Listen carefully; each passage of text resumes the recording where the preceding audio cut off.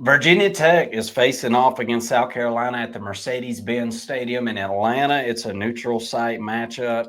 I believe this one is going down on Sunday, isn't it, Mason?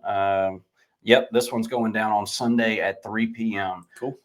So this will be one of those Sunday matches as well as the Notre Dame and Miami matchup will be going on later that day. So this will be the earlier game. Super excited to watch South Carolina. They were one of my favorite teams to watch all year last year. The game against LSU and the game against Alabama last year changed the whole landscape of the college football playoff. Yeah. And I loved every minute of it. I hate that South Carolina wasn't able to squeeze their way in, especially after beating Clemson and then Clemson figuring out a way to win their way in after winning the ACC by basically a miracle. So I hated that I wasn't able to see South Carolina, into that college football playoff field, but what a great year. That was a great year for South Carolina and a team that I'm going to really be watching in 2025 throughout the entire season. I don't want to miss any games because Lenora Sellers. Yeah. 2 words, Lenora Sellers. The guy is super exciting, and we finally have started to see more of the Nick Harbor excitement that we weren't able to see early in his career. We kept saying on this channel, where's he at? Where's he at? We said it for, going into the very first season we started here, and this is our, 3rd or 4th season here. So we've been saying, Nick Harbor, where is he at? Well, he came onto the scene last year, and he established himself as what we knew he was, a premier athlete in the Southeastern Conference. Guys got crazy track speed. He's got the build now. He's built up. He's got his armor. I expect him to have a huge year at the X Spot. We talked about some new news that just broke within the last couple of days. We're recording this here on Tuesday, going into Labor Day weekend. Faison, the running back, has been approved, and I know he's been training. He's ready to go. Yeah, huge get for the South Carolina Gamecocks going into this game. This one is a 7.5 point favorite in favor of the Gamecocks. Over under set at 52.5, which is a little bit higher than what I've seen some of these games. That's a little higher than what I thought that this one would be. So I'm really, really considering the under here. But I'm in general high on South Carolina, dark horse SEC championship caliber team that, if the dominoes fell in the correct order, there's a chance they could see themselves in Atlanta. I think it's very possible. The schedule is always tough for South Carolina, though. And so you need to go and win this important non-conference game here to keep your hopes alive going into the end of the season. What do you think about this matchup? There's a lot of familiar faces making their way back to South Carolina on the defense as well. And I like some of those guys, especially on the back end. I was impressed with the back end of their defense last year. DQ Smith is back, a guy that I really like there at the free safety position. Kilgore is back, another big time playmaker, Collier. So I'm excited about the offense for South Carolina. I'm excited about the defense, and I'm going to be honest with you, preseason wise, I haven't really said that. I don't think ever. Yeah. I'm a Georgia fan. I'll tell you that now, but I'm a big fan of college football, and I like watching good teams. I consider South Carolina a good team this year. Yeah. And that's new territory for them in my book. And that's what worries me. Yeah. Are they going to do the Auburn thing? Right. When they're supposed to be bad, they're good. And when they're supposed to be good, they're bad. Because ask Auburn about that. That's all they ever do. They've been doing that. They've been in that perpetual state for 10 years. Sure. At Auburn. Yeah. They're bad when they're supposed to be good, and they're good when they're supposed to be bad. And then they lose to nobodies and they beat somebody's. Well, I think South Carolina might have gotten over that hump last year, but I think so. What are your thoughts? I think Beamer's on the right track here. My only concern about South Carolina, by South Carolina standards, right? South Carolina is to me not. I mean, they are a team that can compete for a national championship, but nobody's expecting that, right? The expectation is to find a way into the playoffs. They were this close last year. You beat LSU, you don't get the penalty called, the shadow penalty and all that. We won't go down that road. but you're in the playoffs. Just go ahead and drop your comment in the comment section. Let us know what you think about it. We'll talk about it one more time. It's okay. I know for a fact at the end of the year, South Carolina was one of the 12 best teams in the country. I know they were too. They absolutely were, and they returned a lot of that. Lost some production off of the defensive line, but they were extremely deep at that position. Yeah. I think Tennessee might have been the only team that I would say was as deep as South Carolina in the SEC on the defensive line. So really no problems there. I think returning who you got coming back, in particular Dylan Stewart. You know, we talked about Ohio State in a previous video with the Ohio State and Texas game coming up that everybody's interested in as well. You brought up that Ohio State might have the best offensive and defensive players in the country, and Jeremiah Smith and Caleb Downs. I think a lot of college football fans share that sentiment. Well, if you look at the South Carolina program, I think you could say the same thing about them, and potentially with Sellers and Dylan Stewart having the best offensive and defensive players in the SEC, at least, if not the country. So, really elite guys there. Really young guy in Dylan Stewart. This is only year 2 for him. He's got a whole other year to develop, but he was ready last year. And I think that losing Kennard off on the opposite side of you is going to hurt a little bit. Yeah. But Brian Thomas is more than capable to kind of fill those shoes, and I think he's going to do really well there. And I think that defensive front is going to be very deep once again. On the back end of the defense, I'm not going to go spend too much time on that. You already touched on it. I think that they're going to be completely fine back there. Really love Kilgore and Collier specifically. They get them back, and I think that unit is really, really good. But in the middle of the defense, we got to get something out of Sean Murphy. I think you bring this transfer in to kind of fill that role in the middle of the defense. It was the linebackers were lacking a little bit by South Carolina standards last year. I agree. They don't have to be the best unit on the field. I think that's a tall order and a large ask, but can they be serviceable? Are they SEC ready to stop the run?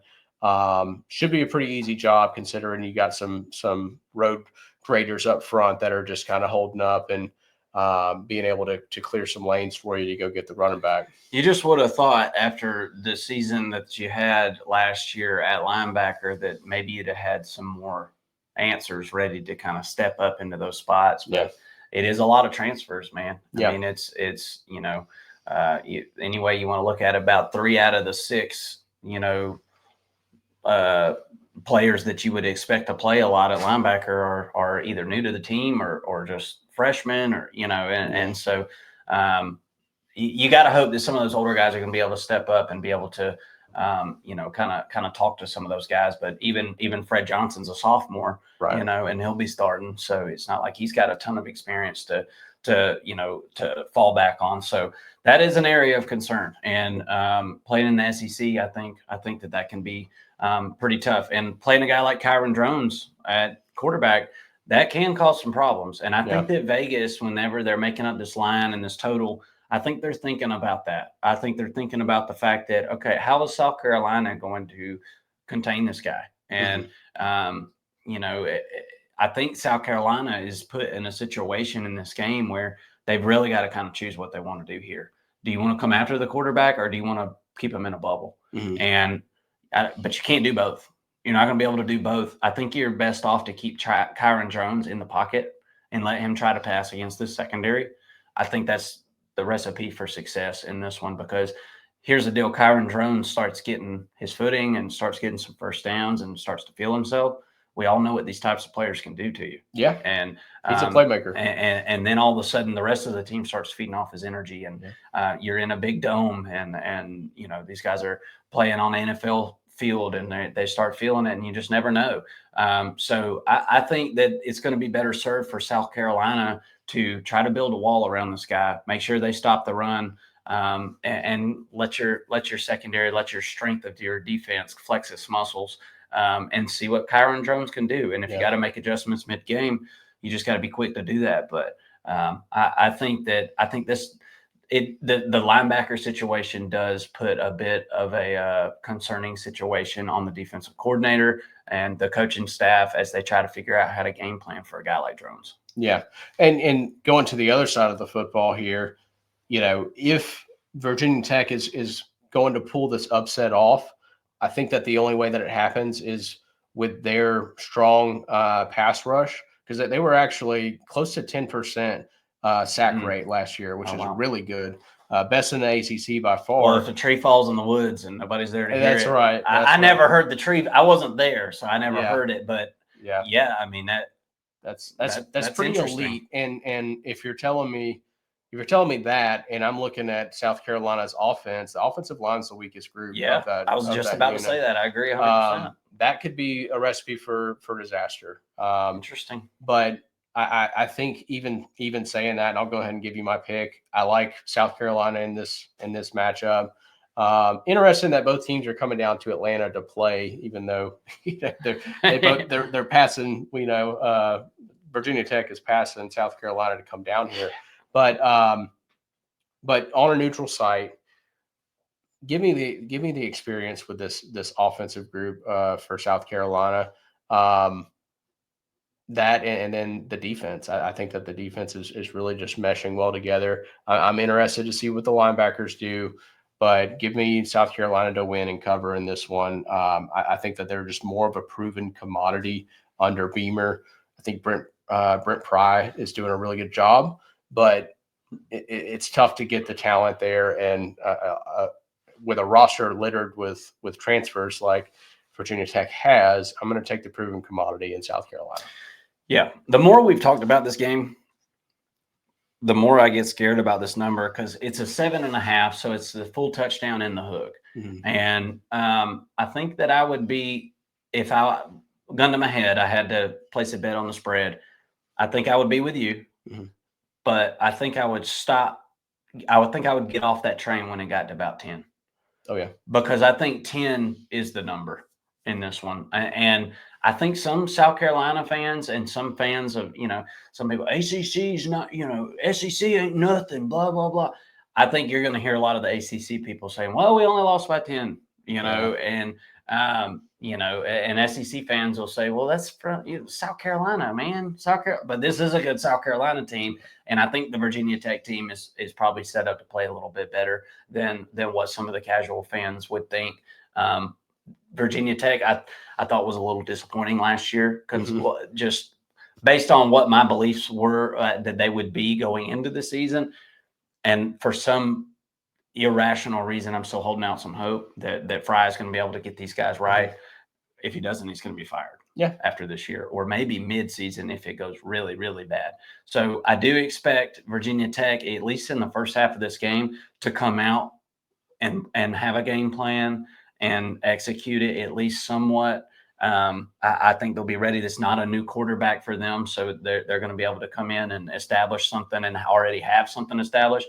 So I think I might even pick Virginia Tech to cover in the first quarter, and then kind of like the Alabama and Florida State game we talked about, maybe hammer in the second half South Carolina to come run away with it.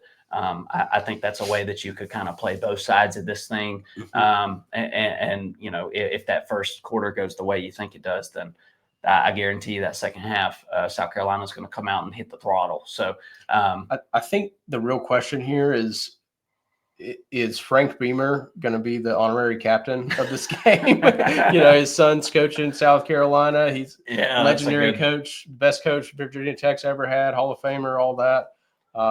That's an interesting point. I know the TV broadcast is going to be eating that up.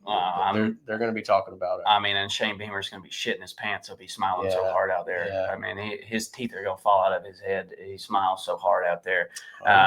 Mr. Positive, Mr. Charisma out there. And then he's so nice. He's like Mr. Rogers talking to reporters, and then he gets fired up, and then it makes me laugh. But I like the guy. All in all, I mean, I think he's doing a pretty good job, and he's got his own style. You have to give him that. He's unique. He's got his own style, and I've got respect for that. And it looks like it's working at a program that was flat out broken. So you got to tip your cap to the man. He's done a good job there at South Carolina, even though he is entertaining and kind of funny sometimes. The guy's got his eye on the prize. We'll see what Virginia Tech can do this weekend, but give me South Carolina to win this thing and cover and do it decidingly, I think, by about 10 points. Y'all let us know in the comment section. What do you think's going down in this one? What is South Carolina's strengths and weaknesses this year? And what's your prediction for the season? I'd like to hear it from you guys. Thank you so much for tuning in First and Long College Football Show. We'll see you guys later this week for the betting show on Thursday.